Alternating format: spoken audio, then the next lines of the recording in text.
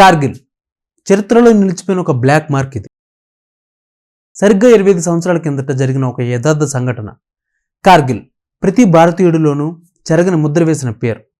సరిహద్దులను దాటుకుని అక్రమంగా మన దేశంలోకి చొరబడ్డ పాకిస్తాన్ సైన్యాన్ని మన భారత్ జవాన్లు తరిమి కొట్టిన ప్రదేశం అది. కార్గిల్ను విడిపించుకునే క్రమంలో పాకిస్తాన్పై ఓ మినీ యుద్ధమే చేసింది మన భారత సైన్యం. ఈ యుద్ధంలో 490 మంది ఆర్మీ అధికారులు, సైనికులు వీరమరణం పొందారు. అసలు ఆ రోజు ఏం జరిగింది? ఈ కార్గిల్ అనే ప్రాంతానికి పాక్ సైనికులు ఎందుకు వచ్చారు?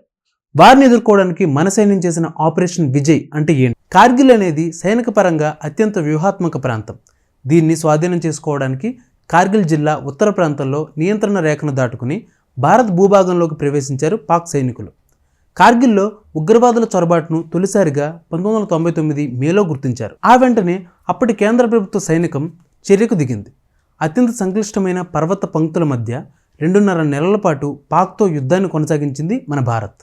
దీనికి ఆపరేషన్ విజయ్ అని పేరు పెట్టారు. ఈ యుద్ధంలో పాకిస్తాన్ చొరబాటుదారులను భారత్ తరిమి కొట్టింది.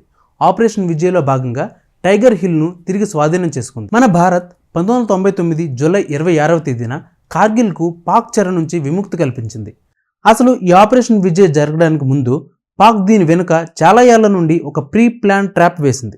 అదేంటో చూద్దాం. 1971లో భారత్ పాకిస్తాన్ యుద్ధం తర్వాత ఇరు దేశాల మధ్య ప్రత్యక్ష ఘర్షణలు తక్కువే అయినా సరే సియాచిన్ మీద పట్టు సాధించడానికి ఇరు దేశాల చుట్టుపక్కల ఉన్న కొండల మీద సైనిక స్థావరాలను ఏర్పాటు చేస్తూ ఉండడంతో ఘర్షణలు పెరిగాయి.